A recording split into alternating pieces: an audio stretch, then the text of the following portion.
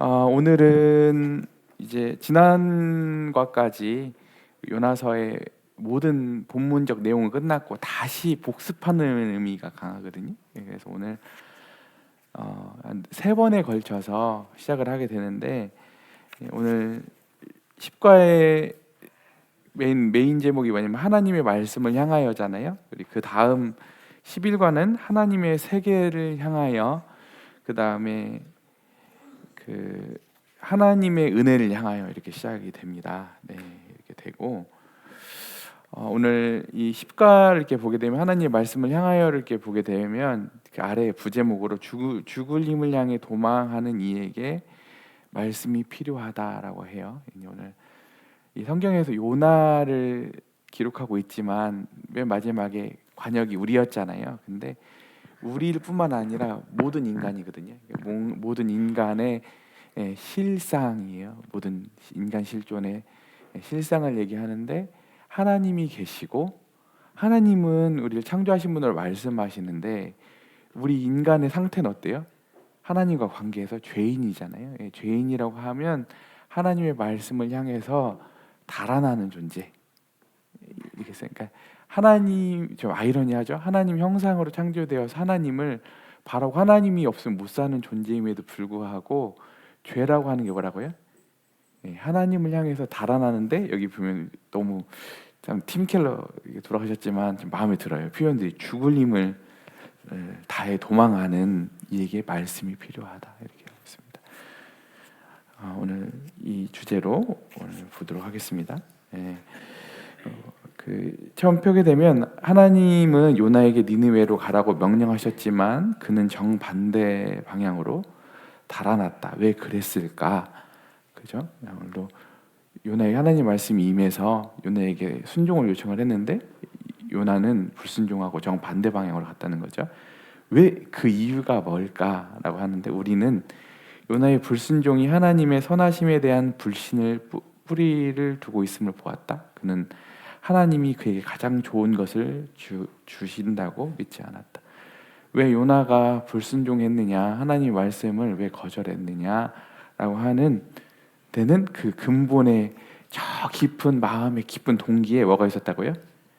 하나님이 선하심에 대한 불신을, 하나님이 선하시지 않아, 이런 불신이 그 안에 도사리고 있었다고 하는 거예요. 그는 하나님이 그에게 가장 좋은 것을 주신다고 믿지 않았어요. 하나님이 궁극적으로 요나에게 가장 선한 것을 베푸시는 분이, 하나님이 선한 존재라는 걸 믿지 않았잖아요. 그래서 저희 교회에서 윤관님이 항상 어디를 가나 매번 어디를, 제가 성도집 많이 쫓아다녔잖아요. 집회 많이 쫓아다녔잖아요. 첫 시간에 뭐 하시는 줄 아세요? 첫 시간에 항상 하시는 주제가 있어요. 좋으신 하나님. 틀림없이 좋으신 하나님. 왜냐하면 근본적으로 그게 바뀌어야 하기 때문에 그렇거든요. 오늘도 왜요? 우리가 왜 인간이 하나님을 떠나서 불순종한다고요? 하나님의 선하심에 대해서, 하나님이 좋으신, 우리에게 좋으신 하나님이라는 것에 대해서 믿지 않기 때문에 그렇다고 하는 거죠. 그래서 우리가 자신의 행동을 이해하고자 한다면 하나님께 짓는 모든 죄는 우리의 유익에 나보다 더 관심을 갖고 계시고 그것에 대해 우리보다 더 잘 아신다는 것을 믿지 않는 데에서 근거한다는 사실을 알아야 한다. 왜 우리 하나님을 이렇게 불신하고 왜 이렇게 도망가냐면, 하나님이 실제로 우리의 유익에 엄청 관심이 많으시거든요. 우리가 정말 잘 되기를 바라시는 분이시거든요. 그런데 하나님이 그런 마음 씀씀이가 아닐 거라고 생각하는 거하고, 하나님이 그런 씀씀이는 알겠어. 근데 하나님이 나보다 지혜가 부족해서 나를 궁극적으로 내가 나를 스스로 행복하게 하는 것보다 하나님의 방법에 있어서 더 잘 모를 거라고 생각하는 이런 불신앙이 도사리고 있다는 거예요.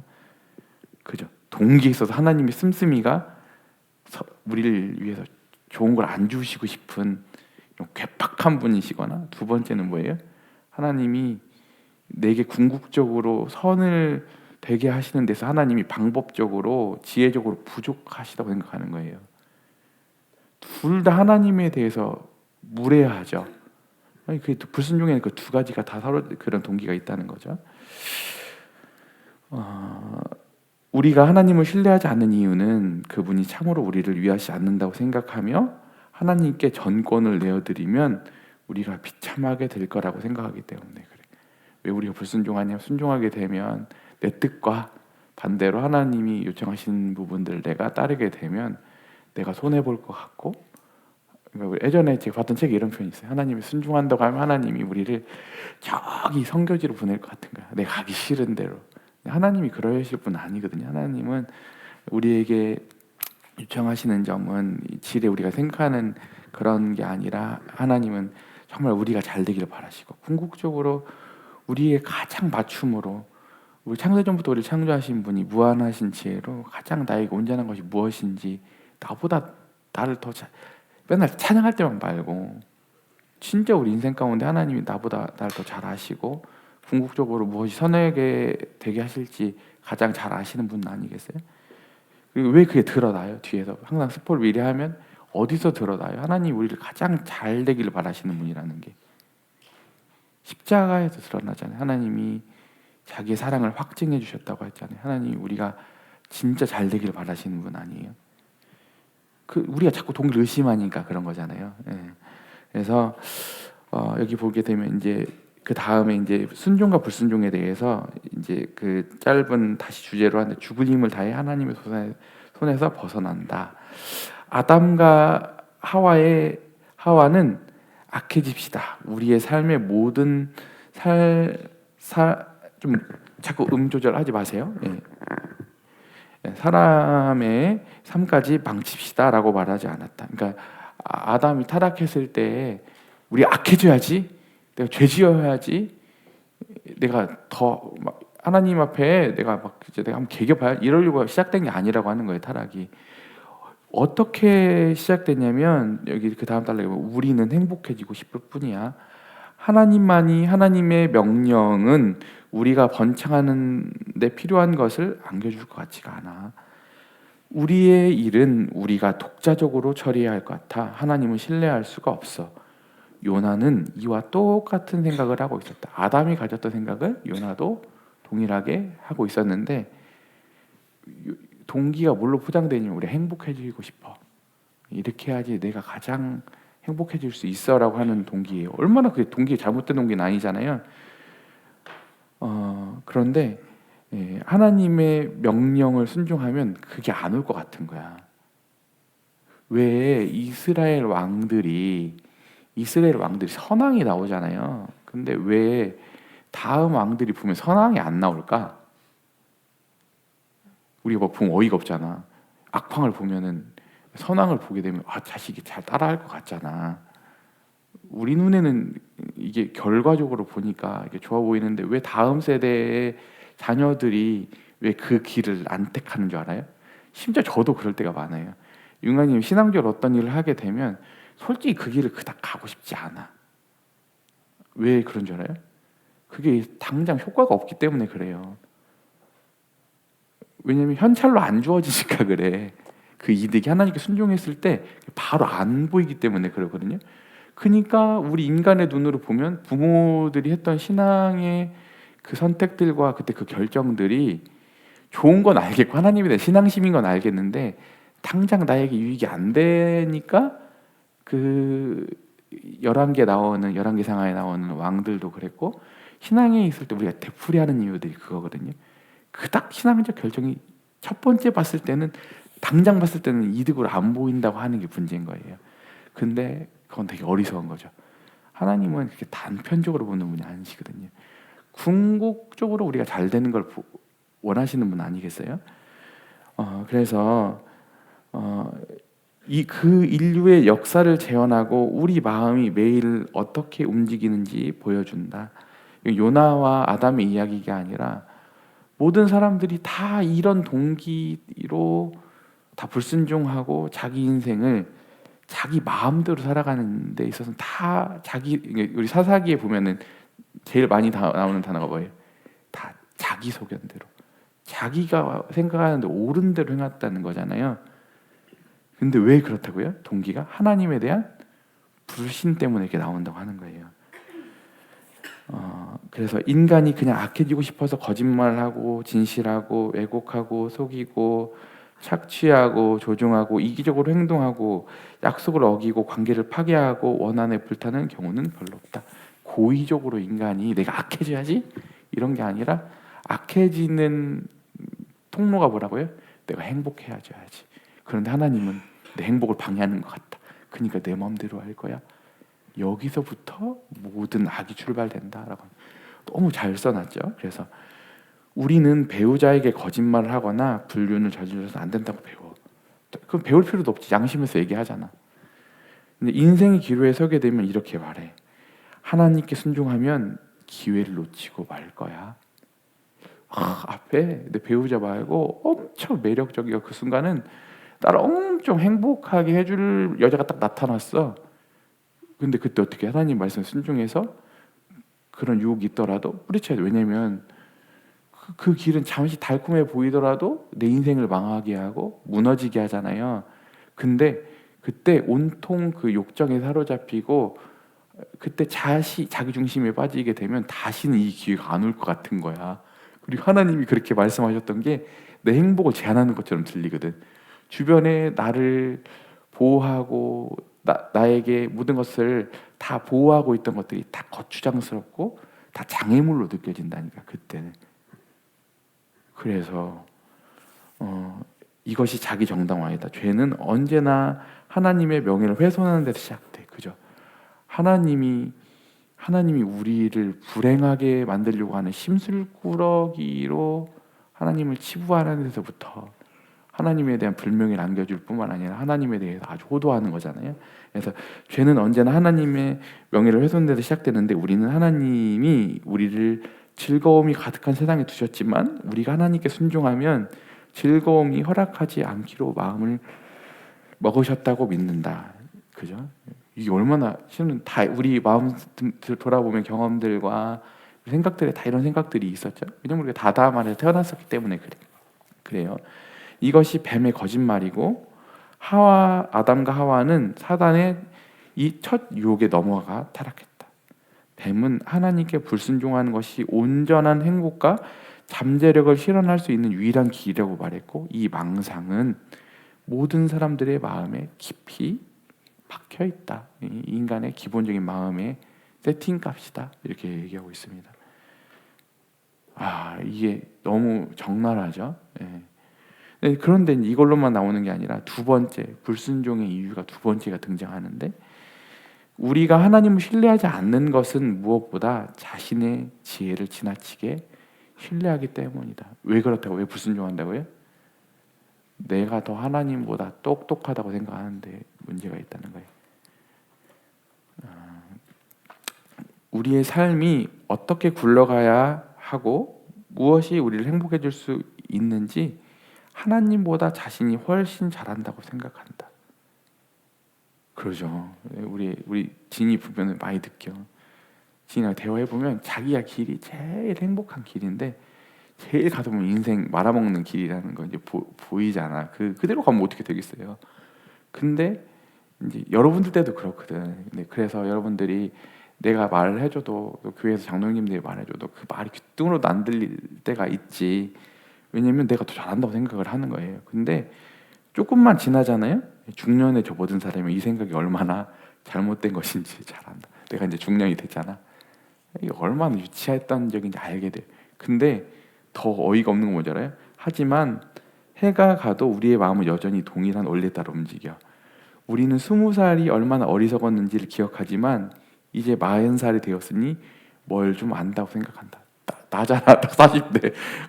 나는 여러분들보다 뭘 좀 잘 안다고 생각을 하는데 개뿔. 그러나 하나님만이 아신다. 그러니까 실은 제일 위험할 때가 40대예요. 여러분들보다. 왜냐하면 운전면허도 그렇잖아요. 운전했을 때 제일 위험할 때가 언제야? 조금 익숙해졌다고 했을 때 안다고 생각했을 때 큰 사고 나잖아요. 처음에 이렇게 운전했을 때는 조심조심 하거든요. 그래서 우리 인생이 주님 나라 갈 때까지 장담할 인생은 없어요. 그죠? 그래서 우리는 참 하나님에 대해서도 참 멍청하고 우리 자신을 아는데도 너무 어리석고 그렇죠. 우리가 지혜 있다고 생각하니까요. 우리가 단 하루도 앞도 내다보지 못하는 인생인데 우리가 얼마나 잘한다고. 이게 참, 하나님은 모든 시작과 끝을 다 하시고 모든 걸 창조하신 분이 비교도 안 되게 모든 것을 다 그 전후 결말 아시는 분보다 우리가 잘한다고 생각하는 것 자체가 이미 너무 어리석지 않아? 그 세팅이. 그래서 이처럼 우리는 하나님의 선하심과 그분의 말씀을 깊이 불신하기 때문에 있는 힘을 다해 하나님의 손에서 벗어나려고 한다. 다시 한번, 두 가지, 하나님의 선하심과 그분의 말씀에 대해서 깊이 우리가 불신하기 때문에 불순종하는 거예요. 그것도 적극적으로, 소극적인 게 아니라. 이 세상에서 존재했던 가장 근본적인 유혹이며 원죄이다. 구체적인 세부 내용을 다룰 수 있지만 내가 스스로 챙겨야 한다라는 마음이 깊이 새겨진 노래가 언제나 거기 있다. 여러분들 여기 키워드 줄 쳐야 돼. 내가 스스로 챙겨야 한다고 생각하는 거예요. 신앙은 반대로 뭐예요? 하나님이 예비하시고 하나님이 챙겨주시는 거예요. 이게 엄청난 이 오류거든요. 스스로 내가 내 모든 것들을 내가 다 챙겨야 한다고 생각하는 게 이게 죄라는 거예요. 왜냐면 하나님이 단절되었기 때문에 하나님으로부터 공급되지 않기 때문에 내가 내 인생을 채워야 한다는 거거든요. 그러니까 이기적이 되는 거거든요. 근데 우리 하나님과 연결된 사람, 거듭난 사람, 구원 받은 사람, 하나님의 자녀가 된 사람, 뭘 믿는 거예요? 하나님이 앞서 나보다 더 잘 알게 모든 것을 다 예비하고 있어. 하나님이 충분히 그러시려고 하고 마음 씀씀이도 그럴 뿐만 아니라 실제로 그렇게 하실 분이야 라고 믿는 사람은 이렇게 하지 않는다고 하는 거예요. 그래서 이제 그것이 잘못이라면 그는 어떻게 했어야 됐을까? 이게 잘못이라면 요나가 어떻게 했어야 되냐면, 여기서 아브라함을 끌어들이네. 아브라함. 그래서 오래전에 하나님은 아브라함에게 도무지 이치받지 않는 명령을 내리셨죠. 100세 때 얻은 아들 이삭을 바치라고 하는, 도무지 이성적으로 해석해 보려고 해도 지금도 해석이 안 되는 지점들이잖아요. 하나님 그때 당시에 독자, 그것도 유업을 이을 독자를 바치려고 하는 데서는 정말 이유가 제시가 되지 않았고, 하나님은 그 전에 이신 제사를 요구하신 적이 한 번도 없었어. 명령은 끔찍했죠. 게다가 하나님은 아브라함의 자손을 바다의 모래보다 많게 하시겠다고 엄숙하게 약속하신 바가 있어. 아브라함에게 내리신 하나님의 명령은 요나에게 주신 것보다 훨씬 더 이해하기가 어려웠어. 그렇지만 아브라함은 어떻게 행동했죠? 자신이 가장 잘 아는 것처럼 행동하기를 거부했고 하나님이 누구신지를 상기했어. 하나님이 그토록 형편없었던 아브라함 가운데 계속 신뢰롭게 행하시고 그에게 믿음을 창조하시니까 아브라함이 이 지점으로 왔어. 그리고 나서 이삭을 드렸을 때 하나님이 양 한 마리를 예비하셨고, 그곳에서 하나님이 급하게 아브라함을 말리셨고, 그곳에서 아브라함의 믿음을 인정하시는 장면이 나오잖아요. 결국에선 하나님이 엄청난 영광을 드러내시는 이 장면을 누가 알았어? 이 이야기를, 요나는 그 이후에 사람이잖아요. 그러니까 선지자니까 오죽 하나님 말씀을 잘 알아. 이미 이걸 봤을 때 요나는 하나님 말씀에 아브라함을 비춰봐 순종을 했어야 되지. 하나님이 내가 이렇게 니느웨로 가서 이렇게 선교하라고 말씀을 선포하라고 한 데는 하나님이 틀림없이 이유가 있으실 거야 하고 순종을, 아브라함도 그랬는데 나도 아브라함을 따라서, 아브라함이 우선이고 내가 그의 민족이고 내가 그게 그의 혈육이고 내가 우리 조상인데 그 조상을 따라서 믿음의 본을 따라서 내가 그 길을 이렇게 했어야지 맞는 건데 아니었다는 거잖아요. 그죠? 근데 오늘날 우리 관점에서 맨 마지막, 하나님이 아브라함의 일생에 행하신 많은 일을 선명히 보이신다. 당시 아브라함으로서는 하나님이 그 믿음을 튼튼히 만들어오고 계심을 몰랐을 것이다. 아니, 굳이 알 필요도 없었다. 그저 그는 하나님을 신뢰했을 뿐이다. 아브라함이 이때 당시에 이 지점으로 오기까지 수많은 일들이 있었거든요. 근데 아브라함은 하나님이 실제로 그의 믿음을 이렇게 튼튼하고 만들고 계시는지도 인식도 못했어. 그리고 아니 굳이 알 필요도 없었어. 그저 하나님을 그냥 신뢰하면서 따라가니까 그의 믿음이 굳어지고 하나님의 형상이 창조되고 그가 정말 믿음의 사람으로서 아브라함이 만들어가는 게 아니라 그냥 그저 믿음으로 따라갔을 뿐인데 아브라함에게 창조가 됐다는 거잖아요. 요나는 아브라함의 믿음의 이야기를 잘 알고 있었다. 그는 지식이 그에게 영적 자원으로 작용했어야 돼. 이 아브라함의 이야기가 자원이 됐어야 돼. 그러나 그는 아브라함의 발자취를 따를 수도 있었지만 그렇게 하지 않았어. 우리로서도 요나도 더 할 말이 없다. 우리는 할 말이 있냐? 이 요나에게는 아브라함에 비춰봤을 때 어이가 없는 거냐? 그 자원을 못 썼으니까. 우리도 왜 하나님께 불순종하냐? 우리에게는 그 아브라함 본보다 더 순종할 만한 좋은 본이 있는데 그게 누구냐면 우리로서는 요나보다 더 할 말이 없다. 우리는 예수 그리스도 안에서 무한히 더 큰 자원을 갖고 있어. 예수님이라고 하는 본이 있기 때문에 우리는 핑계댈 수가 없어. 불순종에 대해서. 그리고 그걸 동기 삼아야 된다고 하는 거예요. 그래서 예수님은 상상도 못할 압박에서도 그러나 나의 원대로 마시옵고 아버지의 원대로 하옵소서라고 순종하심으로써 우리를 구원하셨다. 그렇죠. 그래서 예수님에 대한 얘기가 쭉 나오는데요. 그래서 요나는 하나님이 주신 사명을 따르자면 죽음과 고난을 각오해야 됐다. 그 아래 네 번째 줄. 하지만 요나는 자기 생각만 하고 순종하기를 거부했다.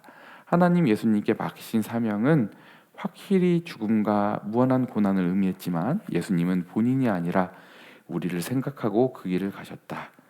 예수님이 말씀하신 자는 죄에 대한 하나님의 진노와 우리가 마땅히 받아야 할 형벌을 그리스도께서 대신 감당하는 것을 가르쳤다. 그리스도가 우리를 위해 하신 일을 깨닫고 그 경이로움을 깊게 마음에 새긴다면 하나님의 선하심을 신뢰할 수 없다는 완고한 믿음은 마침내 제거될 것이다. 우리는 이렇게 말할 수 있다. 하나님은 선하시다. 그분이 나를 위해 모든 일을 하셨으니 나를 사랑하시는 것이 분명하다. 그분은 내게 기쁨을 주시고 내게 필요한 것을 주시기 위해 무슨 일이라도 기꺼이 하실 것이다. 예수님이 우리를 구원하기 위해 어둠 속에서 하나님을 신뢰했다는 것을 알 때 우리는 상황이 혼란스럽고 어려워도 그분을 신뢰할 수 있을 것이다. 그러니까 예수님의 고난을 통과하신 걸 보게 되면 죽음으로 끝나지 않죠. 그 고난으로 끝나지 않고 놀랍게 하나님 거기에 영광을 담으시잖아요. 부활의 영광으로 나중에 수많은 사람들을 자녀 삼는 그 구속에 놀라우신 하나님의 은혜의 수단으로 예수님이 결국에 와서는 귀결되잖아요. 이런 것처럼 아까 아브라함도 그 고난을 통과해서 하나님의 선하심으로 귀결한 걸 귀결했다고 하면 예수님은 더 분명하게 더 애매한 고난 중에 있었지만 하나님이 더 큰 영광을 담으셨다는 것을 이렇게 알게 되잖아요. 근데 더 놀라운 건 뭐냐면 그 예수님 그 자체도 본이 되지만 예수님이 그 하신 고난을 당하신 그 목적이 뭐예요? 우리 정말 잘 되게 하기 위해서. 그러니까 자기 생명까지 아끼지 아니하시는 분이 어떤 우리에게 가장 선한 것을 우리 주시지 않겠느냐라고 하셨거든요. 하나님께서. 그러니까 아들까지 주신 분이 하나님께서 더 우리를 위해서 더 선으로 이끄시지 않을 이유가 없거든요. 하나님 반드시 그렇게 가시는 분이잖아요.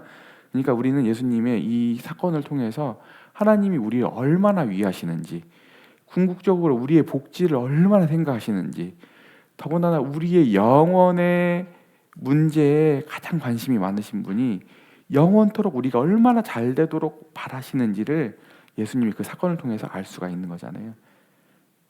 그래서 예수님이 우리를 구원하기 위해 어둠 속에서 하나님을 신뢰하신 것을 알 때 우리는 상당히 혼란스럽고 어려워도 그분을 신뢰할 수 있을 것이다. 뒤에 나오지만 예수님의 이야기를 알게 되거든요. 여기까지는 아는데 실제로 고난이 오면 여러분들이 그때도 실은 다 아는 게 아니에요.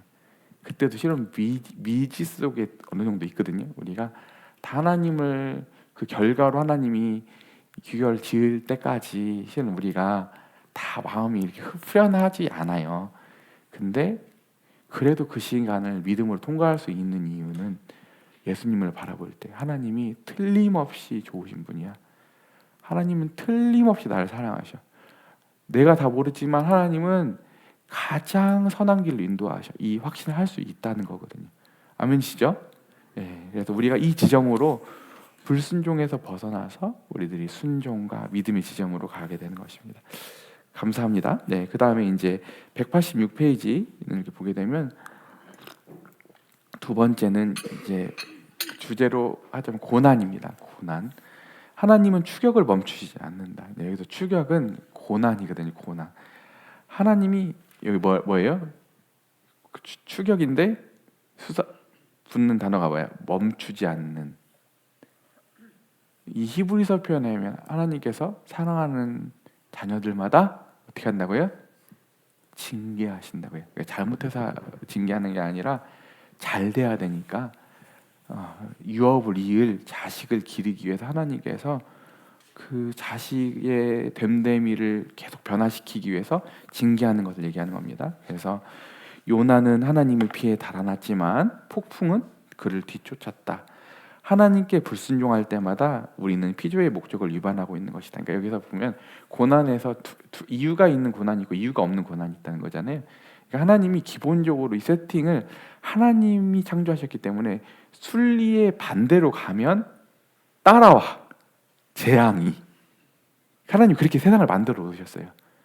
그러니까 가장 실은 불행한 사람이, 가장 불안한 사람이 누구냐면 하나님의 뜻하고 반대로 가는 사람이 제일 쉽게 뭐가 같은 거냐면 그 파도가 오는데 그 파도를 자기가 거슬러 가지고 계속 종이 판자 하나를 그걸 막을 수 있다고 생각하는 사람 말도 안 되는 일이잖아요.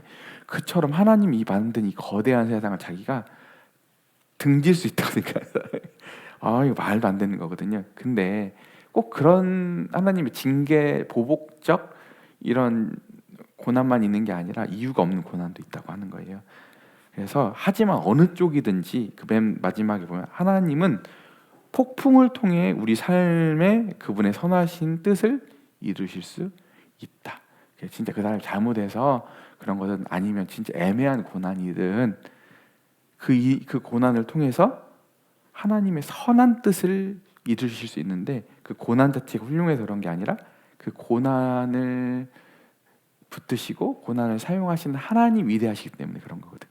그분이 선하시기 때문에 그러거든요. 그래서 우리 삶에 폭풍이 닥치는, 고난이 닥치는 한 가지 이유는 그것을 통해서만 가능한 방식으로 하나님을 의지하고 그분의 사랑과 능력을 발견하려고 하는데 있다.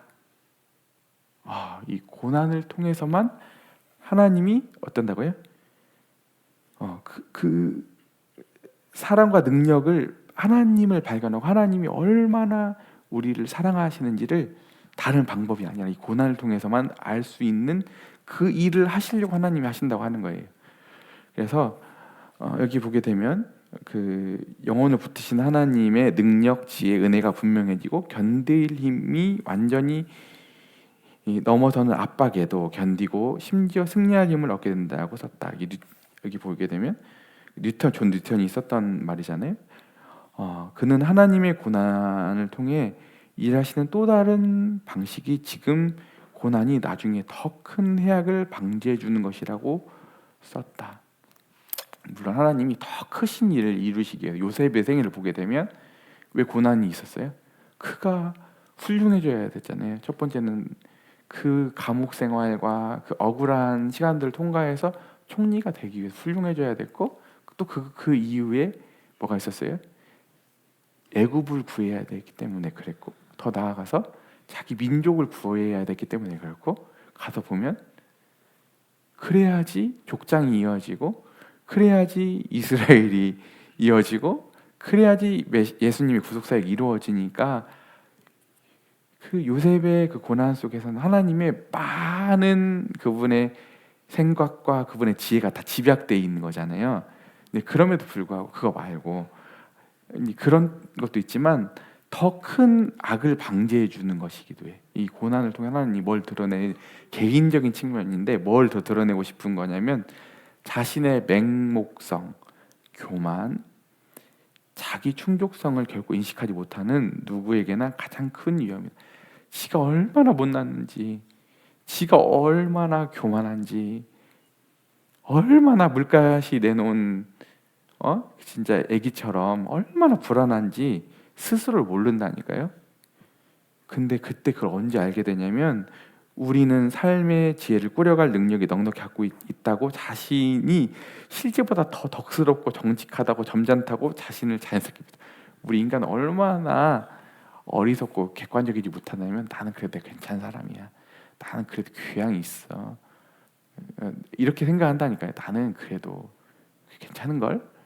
이게 다 있는 거라니까요. 근데 이것이 치명적 오류이고 사탄이 우리가 끝내 진실을 못하게 하려고 오래오래 운이 좋고 번영하는 삶을 누리게 기꺼이 허락할 수 있어요. 이거 발견하지 못하도록 아무 일도 없이 그냥 평탄하게 살아가게 하는 거예요.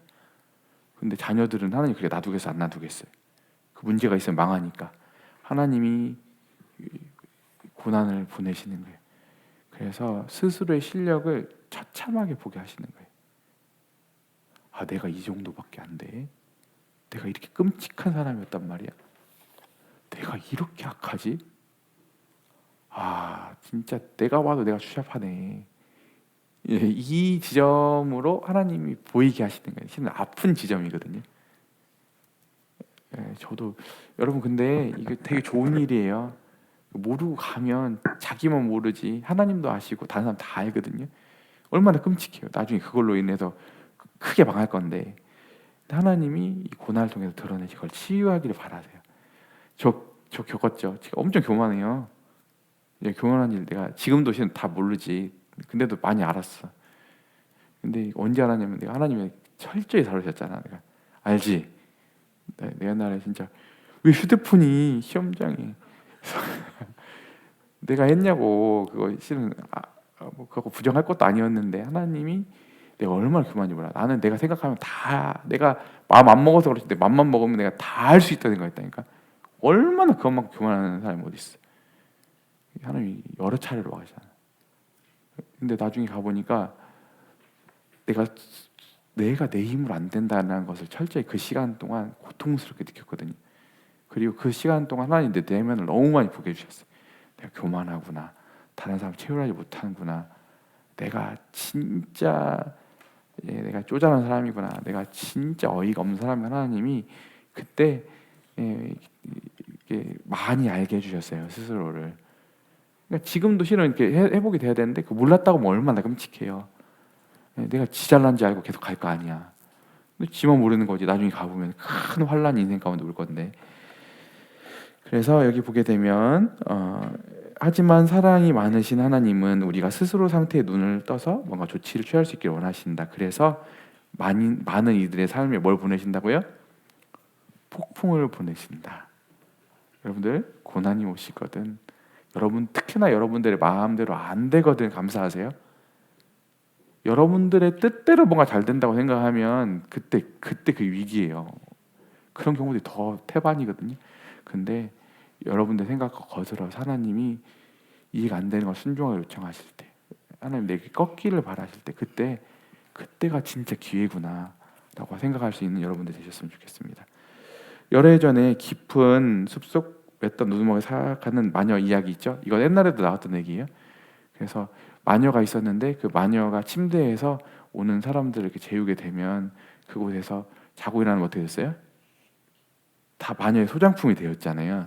근데 그 밑에서 일하고 있는 소녀가 어떤 젊은 또 손님이 왔는데 젊은이를 숙식할 곳에 이제 함정에 빠뜨리려고 했는데 그 사람을 재우지 않기 위해서 침대에다가 몰랐어요? 솔방울, 돌, 거친 것들 있잖아요. 나뭇가지 이렇게 넣어놨다는 거잖아요. 근데 그 아침에 일어나가지고 그 젊은이가 가면서 투덜거렸다는 거 아니야. 여행자에게 어떻게 나뭇가지와 돌멩이가 가득한 끔찍한 침대를 제공할 수 있는가라고 그렇게 소리를 치고 그 길을 갔대. 근데 그 소녀가 뭐라고 했다는 거야? 아, 당신이 느낀 불편함은 편안한 잠을 대가로 당신이 빠져들었을 무한히 심각한 비참함에 비하면 아무것도 아니랍니다. 그건 내 나뭇가지, 사랑의 나뭇가지와 돌멩이였어요. 그죠? 예. 사랑의 나뭇가지와 돌멩이. 그래서 하나님은 우리를 일깨우시고 그분을 의지하게 하시고자 우리의 침대에 사랑의 나뭇가지들과 돌멩이들을 놓으셔요. 그것의 역사의 끝, 혹 인생의 끝에서 우리 마음속에 주님이 없는 일이 없도록, 우리가 돌로 바뀌는 일이 없도록 하기 위함이에요. 실컷 우리가 어리석어가지고 하나님도 잃어버리고 나중에 신앙생활 했는데 인생 살아왔는데 하나님도 없고 빈 털터리가 되는 걸 하나님께서 방지하기 위해서 우리를 하나님으로 더 이끌기 위해 하나님은 어떻게 하신다고요? 고난을 보내신다고 하는 거죠. 그냥 참으로 성경은 구원에 대해 이와 같이 말한다. 너희가 새로운 마음을 주고 너희 속에 새 영을 넣어주며 너희 몸에 돌같이 굳은 마음을 없애고 살갗처럼 부드러운 마음을 주리라. 이 고난 중에 들어갈 때 어떻게 된다고요? 우리의 불평, 불만, 이게 더 심해지면 어떻게 되는지 알아요? 마음이 완악해져요. 완고해져요. 하나님 그 지점으로 안 가게 하려고 하는 거예요. 왠지 하나님의 뜻에 대해서 계속 반발하잖아요. 근데 그걸 계속 고의적으로 그렇게 가잖아요. 나중에 마음이 작동을 안 해. 풀래야 풀지 않는 아주 딱딱한 상태로 들어가요. 끔찍하잖아요. 그걸 완악이라고 해요. 완악. 하나님 우리가 그 지점으로 안 가도록 우리 마음이 하나님을 향해서 부드러워. 얼마 전 인간님이 나한테 그 말을 해요. 야, 너는 나를 보면서 뭐 자랑하시는 게 아니에요. 부드러워야지. 나는 지금 이렇게 나이가 먹었는데도 봐라, 하나도 내가 거리끼는 게 없고, 이거 정말 이렇게 마음이 편하지 않냐? 디두야, 너도 이렇게 돼야 된다. 신앙생활을 오래 했는데 마음이 딱딱해지고 이게 완고까지는 아니더라도 이러면 안 되는 거예요. 마음이 편해지고 하나님 말씀하시면 언제든지 70이든 80이 됐든 하나님 여기 가자. 그럼 하나님 네 갈래요. 이거 하자. 하나님 나 그렇게 하고 싶어요. 이럴 마음이 돼야 되지 않아요? 이게 신앙생활 제대로 하는 거예요. 그래서 자족성, 자기중심성, 자기구원은 실패자와 패배자로 여겨지는 이들을 가혹하게 만들어. 나중에 이렇게 가잖아요. 그러면 다른 영혼이 눈에 안 들어와. 그 사람 눈에는 성공한 사람과 실패한 사람으로만 둘로만 나눠져. 끔찍하잖아. 그 두 가지 잣대로만 모든 사람들 보게 된다면, 아이러니하게도 우리가 스스로 그 기준에 부합하지 못할 때 끊임없이 자기를 혐오하게. 놀라운 건 뭐냐면 그 시선과 그 잣대로 다른 사람도 파괴하지만 궁극적으로는 나를 파괴해요. 더 나아가서 자기를 혐오하게 돼요. 더 끔찍하게 가는 뭐냐면 그걸 못 견뎌서 자살까지 해. 그렇게 되는 거예요. 이게 얼마나 이 신앙이 실제로 이게 제가 좀 그렇지만 이런 일들이 많아요.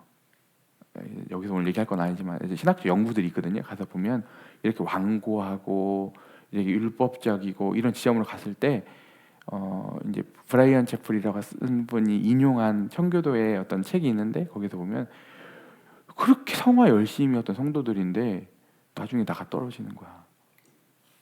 왜냐면 너무 나중에 가보면 자기까지 해야 해가지고, 그래서 멘붕이 온 거야 청교도 지도자들이. 그래서 성화에 대해서 연구한 거거든요. 그걸 가지고 쓴 책이 성도의 성화 이런 책이 있거든요. 이제 그런 책이 있는데 명작인데 그 이유가 그렇게 되는 거예요. 실제로 그런 거거든요. 그래서 신앙생활 하는 동안 왜 우리가 이런 완고한 지점으로 율법주의를 안 갈 수 있는 이유는 뭐예요? 하나님이 우리를 고난을 주시고 그 고난에 우리가 순종하고 마음을 이렇게 누글누글하게 해주셔가지고 그렇게 안 가도록 하신다고 하는 거예요. 감사하죠? 이게 없으면 여러분들 다 마음이 완악해질 수밖에 없어요. 여러분, 우리 실력이 없기 때문에 그렇거든요. 그래서 하나님이 얘기했죠. 히브리서에서 사랑하시는 자식들마다 근실하게 징계하신다고. 알겠어요? 옛날부터 그런 말 했지. 미운 자식 떡 하나 더 준다. 자식 망치려고 하면, 성도 망치려고 하면 어떻게 하는 거예요? 좋은 거, 비유만 맞추면 되는 거예요. 목양하는 사람도 그렇고 하나님도 그렇고, 하나님 그렇게 하실 분 아니잖아요. 하나님 왜 징계를 하시겠어요? 우리 잘 되라고 하시는 거잖아요. 왜 교회에서 앞선 장로 형제님들이 왜 굳이 여러분들 인기 관리하는 게 아니라 때로는 어떤 일이 있으면 여러분들이 불편하고 생각하면서도 왜 그 말을 해주겠어요? 여러분 싫어서? 여러분 급급수 주려고? 그럼 여러분 진짜 못난 거예요. 신앙생활 ABC도 못한 거예요. 그리고 설령 그럴 일도 없지만 좀 때로는 부당하게 그 형제님이 이렇게 징계하는 것처럼 보이고 때로는 부당하게 하는 것처럼 보여도 하나님이 하시는 거예요. 그리고 하나님이 그 일을 통해서 여러분들 훌륭하게 하실 거예요. 그 형님이 부족하면 주님이 그에 따라서 주님이 또 그걸 물으실 거예요. 그걸 믿고 가시는 겁니다. 여러분들은 아시겠죠? 예, 그래서 우리가 교회의 장로님들의 치리에 또 이런 권징에 보면 여러분들이 진짜 순종할 수 있는, 또 하나님이 또 대리로 하시는 거잖아요. 형제는 임의대로 하는 게 아니라. 그래서 우리들이 하나님의 이런 징계, 이런 권면에 여러분들이 진짜 흔쾌한 마음으로 돌이켜 순종할 수 있는 여러분들이었으면 좋겠어요. 그리고 이게 왜냐면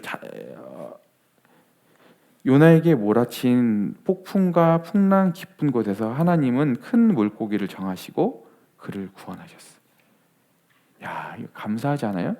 요나에게 몰아친 폭풍과 그 폭풍랑이 깊은 곳에서 하나님이 뭘 예비하세요? 근데 이게 요나에게 일기만 보게 되면 이게 재앙처럼 느껴진다는 거예요. 물고기에서 얼마나 죽을똥살똥했어. 그런데 하나님이 그 일들을, 하나님 외부에서 그냥 우연히 일어난 게 아니라 하나님이 그 일을 고의적으로 하나님이 계획 가운데 그 일을 하셨고, 그게 요나에게 뭐가 됐어요?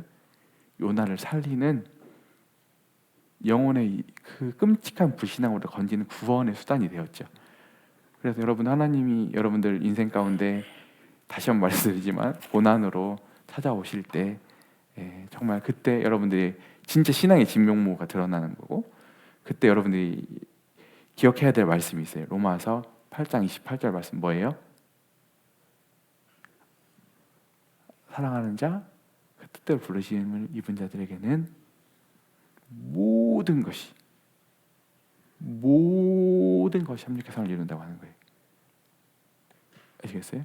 여러분들의 뜻에 막 사탕 하나 주어졌을 때 그때 막 하나님이 이게 하나님의 선하심이야 이런 게 아니라, 때로는 내 눈에 어이없어 보이는, 내게 아파 보이는 일들, 이게 부당해 보이는 일들, 때로는 하나님이 그러고만 있는 건 아니에요. 하다 보면 때로는 힘도 나고 격려도 되고 위로도 있고 이러지만 이 모든 일들이 다 버무러져서 다 어떻게 된다고요? 합력해서 우리에게 선을 이룬다고 하는 거예요. 하나님이 그렇게 일하시고 그러신 분이라는 걸 믿는 게 신앙이라는 거죠. 그래서 우리가 만나는 폭풍의 중심에는 사랑이 있어. 폭풍 자체가 사랑이 아니에요. 폭풍을 보내시는 하나님의 그 심장이 사랑이죠. 그리스도를 믿고 하나님께 돌이키면 그분은 우리가 빠져 죽게 내버려 두지 않으셔. 왜 그런가?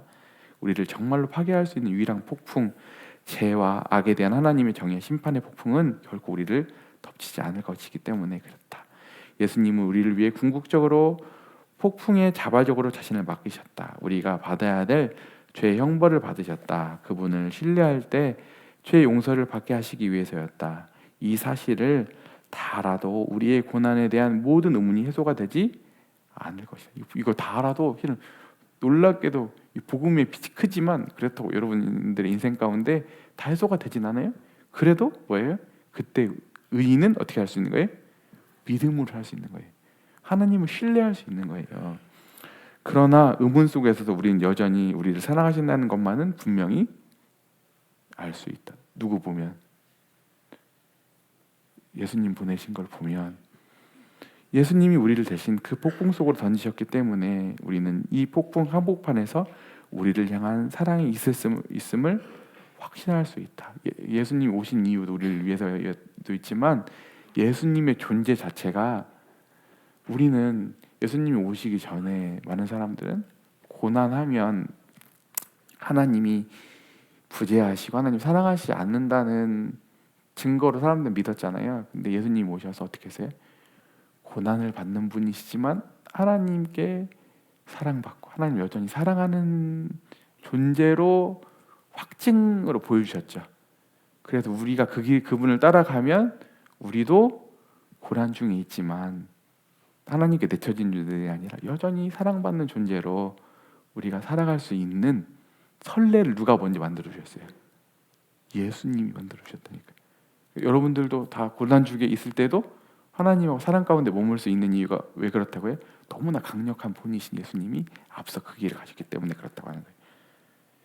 그래서 그래도 신 하나 읽고 가야죠. 시간이 없어도. 지나간 시간 속에 베푸신 사랑이 있기에 어려운 가운데 가라앉도록 그분이 끝내 날 버리실 거라 차마 생각할 수 없네. 내가 기도로 씨름하면 그분이 이루시리라. 그리스도 배 안에서 함께 하시니 나 폭풍을 보고 미소 짓네라고 하는 부분입니다. 그리고 이제 마지막으로 또 앞섰던 다 내용이죠. 다뤘던 내용들인데 요나와 예수님을 통해서 보는 사랑의 원형. 사랑의 원형은 뭐였어요? 대속적 죽음이었죠. 앞에서 나왔던 또 내용이었는데 이렇게 보게 되면 이 요나의 사건과 예수님과 유사성이 있는데 둘 다 배를 탔어. 요나도 배를 타서 둘 다 예수님과 요나 모두 배를 타고 물로 가셨다. 그죠? 요한일서 3장 16절은 그리스도께서 우리를 위하여 자기 목숨을 그 다음 보게 되면 요나와 예수님과 요나의 배 모두 폭풍을 만났어. 그리고 그 폭풍을 만났던 그 폭풍도 유달리 강력했어. 그리고 예수님도 요나도 강력한 폭풍 한복판에서 놀랍게도 둘 다 주무시네. 예수님도 주무시고 요나도 자고 배 안에 다른 사람들이 잡는 사이에 와서 자기들이 죽게 생겼다고 뭐 해보라고 부르짖는 것도 똑같지. 그래서 그 고난 중에 하나님께 느끼는 바를 토로하는 듯하다. 제자들이 깨우며 선생님이여 우리가 죽게 된 것을 돌보지 아니하시나이까? 라고 했고 하나님의 기적적인 개입으로 인해서 둘 다 잔잔해졌죠. 공통점이 너무 많죠. 두 그림이 너무 예수님이 배를 타고 가신 장면과 요나의 배를 타고 가는 장면이 너무 흡사하죠. 네, 끝으로 뱃사람들 제자들이 폭풍에 시달릴 때보다 구원받은 후에 더 두려워하는 것도 제자들도 예수님이 그 전까지도 물론 존중을 했지만 그 일을 겪고 나서 더 주님에 대한 경외심이 생겼다니까요. 둘 다 똑같았어요. 근데 이 유사성은 우연히 있을 수가 없죠. 두 그림은 고의적으로 같은 거잖아요. 그래서 이 유사성 때문에 마가는 뱃사람들을 위해 기꺼이 죽겠다는 요나의 의지가 그보다 더 큰 구원을 가져다주는 무한히 더 큰 희생의 사랑을 가리킨다고 말했다. 요나와 달리 예수님은 바다로 던져지지 않았는데 예수님은 물에 빠져 죽는 것보다 훨씬 더 큰 위험에서 우리를 구하러 오셨기 때문이다. 그러니까 요나가 물에 던져졌는데 예수님은 물에 안 던지셨죠. 그 배에서 그냥 살아 있으셨잖아요. 이게 차이점이라는 거예요. 너무 유사성이 많은데 둘은 차이점인데 실은 그게 아니야. 왜 예수님은 안 던지셨냐면 더 큰 심연에 던져지시기 위해서, 죽음의 심연에 들어가시기 위해서 주님은 그때 돌아가신 게 아니라 더 큰 목적과 큰 희생을 위해서 주님은 이때 유보되신 거거든요. 그래서 하나님의 진노라는 궁극적인 폭풍으로 던지셨다. 요나가 밤낮 사흘 동안 큰 물고기 뱃속에 있었던 것 같이 인자도 밤낮 사흘 동안에 있으리라. 그러면서 이제 요나가 뱃사람들에게 자신을 배 밖으로 던지라고 말한 희생에서 그들을 구했을 때 그는 성경의 중심 테마를 재현한 것인데 뭐예요? 아까 대속적 죽음, 사랑에 대해서, 희생적 사랑에 대해서 한 건데 하나는 두 가지 측면, 하나는 윤리적 측면으로서 사랑은 자기를 주는 것이어야 한다는 점이다. 사랑의 본질이 뭐라고요? 자신을 주는 것. 자신을 주지 않으면, 희생하지 않으면 사랑이 아니라고. 이거 성격적 정의이기 때문에 그래요. 우리는 뭐 여러 가지 얘기하잖아요. 특히 여기는 아가페란 말 쓰고 있는데 뭐 필레오 이런 거 실은 다 이기적이거든요. 다 서로 기브 앤드 테이크가 강하잖아요. 더구나 현대인은 더 그렇다는 거거든요. 그래서 여기 194페이지 넘겨보면 그리스도께서 우리를 위하여 목숨을 버리셨습니다. 이것은 우리로 사랑을 알게 되었습니다. 그러므로 우리도 형제자매를 위하여 목숨을 버리는 것이 마땅합니다. 하도 구라치고 하도 거짓말하고 하도 오해하니까 사랑한다, 사랑이 많다, 거짓말하니까 특히 이거 누가 이 말을 누가 더 노골적으로 했어? 요한사도는 뭐라고 했어요? 이걸 목숨으로 표현했잖아요. 사랑을 주님이 사랑을 목숨을 버리셔서 우리가 하나님이 우리 사랑하시는 걸 알게 됐어요. 그럼 내가 형제를 사랑해요? 하나님 사랑하신 내 형제를 사랑해요? 말로만 내 목숨을 주는 게 마땅하다 이렇게 얘기를 하고 있어요. 그래서 희생이 없는 사랑은 거짓이다.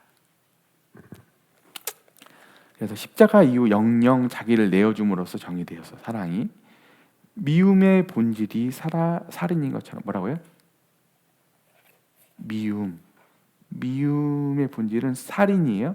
그래서 주님께서도 얘기하잖아요. 다나 미워하면 살인한 거라고. 그리고 내 형제를 향하여서 미련한 놈 나가 이렇게 하면은 너 지옥불에 던져진다 이런 말이 산상수훈에 나오잖아요. 주님이 마태복음에 나오잖아요. 그런데 사랑의 본질은 뭐예요? 자기 희생이야. 그러니까 미움은 뭐예요? 죄는 타자를 죽이는 거고요. 사랑의 본질은 뭐예요? 자신을 죽이는 거예요. 그래서 살인은 다른 사람의 목숨을 빼앗는 일이고 자기 희생은 자기 목숨을 내놓는 일이에요. 그래서 많은 이들이 이런 사랑의 정의감을 느껴요. 왜냐면 왜 이렇게 말하면은 이제 사람들이 우리 다 여기서 다 좋잖아. 근데 세상 사람들은 왜 이 말을 일견 싫어하는 이유는 뭐냐면 그렇게 말하면 사랑을 이용해가지고 호구되는 거 아니에요? 이렇게 얘기한다니까요. 근데 그런 사랑을 얘기하는 건 아니에요. 왜냐하면 오해하는 거. 실제로 그렇게 하지 않아요. 마치 이렇게 막 동네에 어떤 막 양동이처럼 막 차임을 받고 막 어디 흘러내면 걸레처럼 이러는 게 아니에요. 그런 이용당하는 사랑이 아니에요. 오히려 그러면 사랑이 아니에요. 그리고 이용당해 가지고요. 마치 희생인데 그 사람을 막 정당화하고 계속 그걸 내가 당해주는 거예요. 사랑이라는 명목으로. 근데 그 사람이 계속 엉터리로 이용하고 그걸 착취해. 그 사람을 살리는 거예요, 죽이는 거예요? 자기 희생이?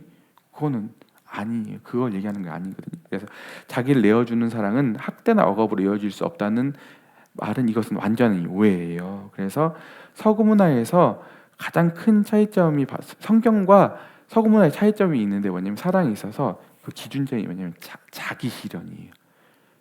그래서 서구에서 가장 궁극적인 목적이 뭐예요? 왜 결혼 안 해요? 애기 안 낳아요?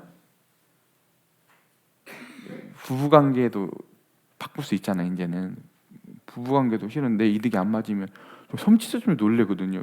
직원들이 얘기하다 보면 얼마든지 내 이해관계 안 맞으면 돌아설 수 있어. 이런 얘기도 진짜 많이 해요. 우린 교회에서 그런 상상도 못할 얘기들인데 굉장히 냉혹하다고 생각할 정도로 그렇게 거래관계로 부부관계를 이해하고 그렇게 유지하는 사람이 굉장히 많더라고요. 근데 여기 보게 되면 이 세상에서 우리를 이제 얽매일 수 있는 게 하나도 없어. 근데 구속력 있는 마지막 의무가 뭐예요? 자녀야. 그러니까 자녀 안 낳는 거라는 거예요. 왜냐하면 희생하기 싫으니까. 자기 실현해야 되는데 심지어 배우자도 수단인데 안 맞으면 버리는 이 시대에서 유일하게 그렇게 할 수 없는 수단이 뭐예요? 자녀 양육이에요. 자녀. 근데 여기 보게 되면 169페이지 보면 우리는 개인주의적인 사회에서 결혼마저도 두 당사자가 혜택과 이익이 얻는 한에서만 존재하는 소비자적 관계로 바뀌었어. 감사하잖아요, 여러분들. 이런 결혼의 인식과 이런 문화 가운데 있는 게 아니라 교회에서 서로 주님을 바라봄으로써 서로 희생하고 서로 주님 안에서 정말 잘 되고 세워지길 바라는 이 부부관계로 여러분들이 이 목적 지점을 가지고 살아갈 수 있다는 게 진짜 여러분 행복한 겁니다. 그리고 그 관계가 한쪽의 희생을 요구하는 순간, 즉 받는 것보다 주는 것이 많아지는 순간 얼마든지 폐기될 수 있다고 사회는 바래. 하지만 자녀 양육은 이런 현대 태도를 완강히 저항해. 그것은 여전히 대속적 희생을 요구해. 왜냐면 실제거든. 낳아놓으면 부모는 희생해야 해요. 그래서 부모는 사랑하는 마음에서 자녀에게 생명을 주는 방식으로 자발적으로 고통을 감수한다. 그렇게 하지 않으면 자녀의 평생 본의 아니게 고통을 당하게 될 것이다. 그렇죠. 이렇게 되고 있습니다. 그리고 이제 이렇게 이제 왜 희생적 사랑을 못 가는 데 있어서 이렇게 자기 자아 실현이라고 하는 자기 중심성이라고 하는 개인주의라고 하는 게 문제라고 하면 또 하나의 문제성으로 드러나는 게 뭐냐면 용서하는 부분이라는 거예요. 그래서 왜냐하면 현대 견해가 제기능하지 못하는 분야는 화해의 영역이에요. 화해의 영역. 화해가 진짜 중요합니다. 왜 중요하냐? 용서할 능력과 의지가 없이는 어떤 사회도 유지될 수가 없어. 우리 교회도요. 진짜 우리 화목해야 하는 직책, 화해하고 용서하는 게 없잖아요. 얼마 못 가요. 그냥 하는 말이 아니라 모든 사회는 다 그렇기 때문에 그래. 사람이 모이면. 근데 심지어 이 세상은 이제 더 이상 이런 능력을 잃어버린 거거든요.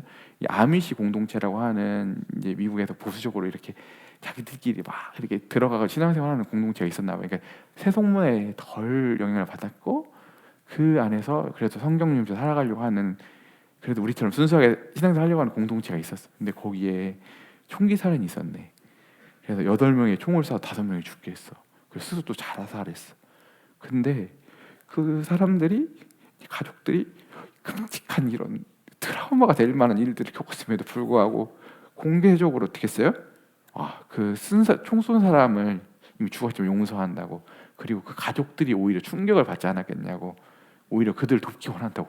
이런 지점으로 자기 희생적으로 이렇게 놀랍게 이런 반응을 보였다는 거예요. 근데 이걸 가지고 이제 연구를 했어. 미국에 있는 사람들이 했는데 더 이상 이런 문화는 현대 사회가 만들어내지 못한다.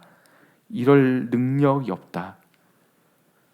우리 사회는 자기를 내어줌과 희생의 사랑은 상실했기 때문에 그 구성원들에게 사회에 속하는 인간의 삶을 위한 기본 요건을 갖추게 하는 자원을 제공할 수 없어요. 기본적으로 사회가 존속하려고 하면 어떤 그룹이 존속하려면 용서가 기반돼야 되는데 그럴 만한 능력을 상실했는데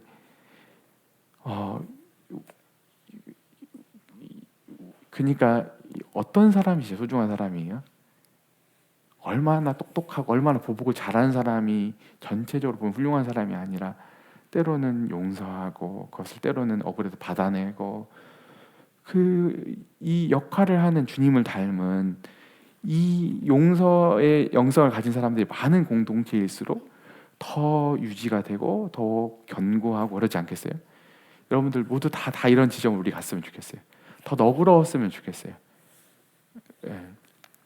이 얘기는 또 나중에 하고요. 그 다음에 우리 199페이지 마지막 줄 봅시다. 이 이야기들이 왜 우리에게 감동을 줄까?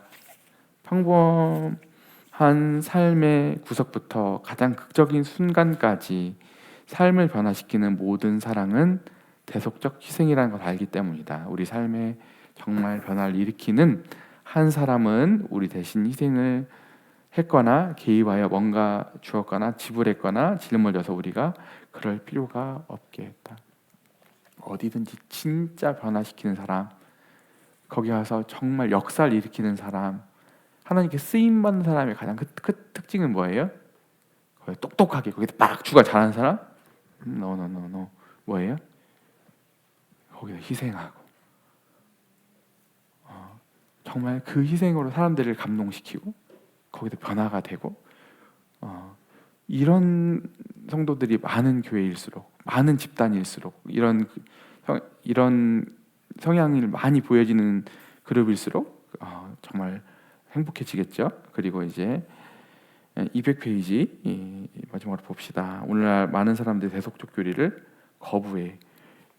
왜 그럼에도 불구하고 오늘도 이 대속적 교리 우리는 좋잖아요. 왜 거부하는 줄 알아요? 비아냥거려. 하나님이 웃긴 거 아니야. 하나님이 이미 진노해놓고 하나님이 막 죄인들 향해서 진노하시는데 아들 그 하나밖에 없는 아들이잖아. 아들이 와가지고 하나님은 막 사람 심판하고 진노하고 죽이려고 하는데 아들이 탁 막아선 거야. 하나님 이렇게 이해한다고 하는 거예요. 마치 하나님 안에서 대척점이 있는 것처럼 생각한다는 거예요. 그게 아니라는 거죠. 왜? 거기서 한 3일차 하나님 몰라서 그렇죠. 네, 그래서 신적 아동학대라고 불렸는데, 그러나 그것은 예수님을 모욕하는 주장이에요. 그런 주장은 예수님의 실제보다 못한 존재로 강등시키고 성경의 핵심 교리 중 하나인 한 분의 하나님, 성부, 성자, 성령, 삼위로 존재하신다는 것을 부정하는 거예요. 삼위는 세 하나님이 아니라 한 하나님이죠. 그래서 예수님의 이름은 하나님이 구원하신다라는 뜻이고, 그분의 이름은 임마누엘이고 하나님 우리와 함께 하신다는 뜻이에요. 그래서 그게 아니라 예수님하고 하나님하고 다른 게 아니라 한 존재이시잖아요. 그래서 우리 201페이지, 십자가에서 벌어진 일은 하나님이 오셔서 친히 우리를 대신하신 거예요.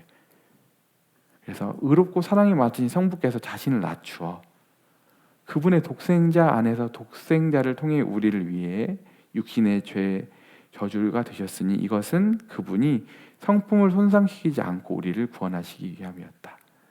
그래서 이탈리아 어느 교회에서 걸려있는 그림이 있는데, 그 그림이 정말 이 부분을 잘 묘사했는데, 바울은 맨 아래서 두 번째 줄, 하나님이 우리를 자기의 피로 사셨다고 말할 수 있었다. 예수님의 피는 하나님의 피이다. 그리고 이것이 대속적 속죄가 불의해 보인다는 반론에 대한 답이다. 존 스토트는 이렇게 말했다.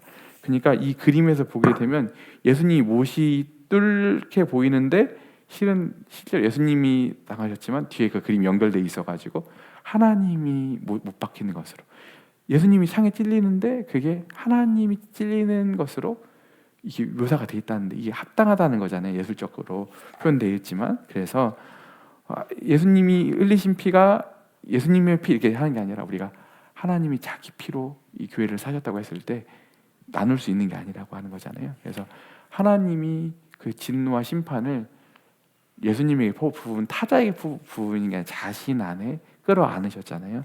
그래서 이제 이 글을 읽을게요. 속죄의 성경적인 복음은 친히 우리를 대신하심으로써 자신을 만족시키시는 하나님에 대한 이야기다. 그렇다면 대속의 개념은 죄와 구원의 모두 핵심이라고 말할 수 있겠다. 죄의 본질은 뭐예요? 죄는 뭐예요? 하나님의 자리를 대신하는 것. 하나님의 자리에 인간이 가는 거잖아요. 반면 구원의 본질은 뭐예요? 하나님이 친히 인간의 자리에 서시는 것. 인간이 하나님에게 맞서 주장하고 하나님만 계실 자격이 있는 곳에 자신을 놓지, 판단자, 심판자 위에 자신을 놓잖아요. 그런데 하나님은 인간을 위해 자신을 희생하시고 인간만 있어야 될 마땅한 자리에 서시는 것. 그 다음에 하나님은 하나님께 속한 특권을 주장하고, 인간은 하나님께 속한 특권을 주장하잖아요. 하나님만 하실 수 있는 일들 인간이 할 수 있다고, 자기가 신이 되어서. 하나님은 인간에게만 해당하는 형벌을 받으시는 것. 그분이 우리 자리를 바꿔 서시는 것. 그래서 우리를 대신해 고통, 불의, 죽음을 겪으시는 하나님이야말로 우리의 예배를 받기에 합당하신 하나님이시다. 아멘이시죠? 고통과 압제가 있는 세상에서 우리를 어떻게 모두로부터 자유로운 분께 최고의 충성을 바칠 수 있겠는가? 그분은 폭풍이 무엇인지 아시는 하나님이시다. 여기서 폭풍이 무엇인지 아시는 하나님이다. 하나님이 고난이 무엇인지를 아시죠. 히브리서 표현에 의하면 이미 그분이 우리와 같이 고난을 받으셔서 우리를 체휼하실 수 있고, 체휼하실 수 있을 뿐만 아니라 체휼해서 너무 잘 알아, 고통이 뭔지. 하지만 더 나아가서 그 고통을 통해서 어떻게 이게 결국 선으로 귀결시킬 수 있는지를 아시는 하나님이시잖아요. 친히 세상에 들어오셨고 최악의 고통과 고난 한복판에 뛰어드신 분이시기 때문에 그렇다. 그분이 친히 우리를 대전하셨기 때문에 우리가 생명을 누릴 수 있다. 예수님이 우리를 위해 하신 일을 파악하고 그분이 우리를 위해 값을 주고 사신 구원 안에서 안식하는 정도만큼, 딱 그만큼 대속적 희생과 사랑의 이 원형이 우리 관계에서 재현될 것이다. 하나님의 이 사랑을 우리가 누리는 만큼, 우리 내면화가 된 만큼, 내가 거기에 빠져서 사는 만큼, 내가 그 원리를 적용해서 사는 만큼 우리의 관계에서 이 하나님의 대속적 이 희생의 사랑이 재현될 거라고 하는 거죠. 그리고 우리는 세상에서 간절히 필요로 하는 그런 사람이 될 것이다. 세상은 어이가 없죠. 지금 유튜브 보면 온통 똑똑한 사람들이 필요하다고 생각하는데 아니에요. 세상은 유지되고 화해되려고 하면 희생하는 사람, 주님으로부터 닮아서 이 때로는 다른 사람들의 짐을, 죄를 짊어질 수 있는 사람이 필요하잖아요. 그래야지 이 세상이 유지가 되니까요. 그런 사람이 누구예요? 하나님 은혜를 받은 우리들이라고 하는 사실을 잊고 돌아오셨으면 좋겠습니다. 네, 오늘 길었네요. 몇 번 안 남았는데 여기까지 마치도록 하겠습니다.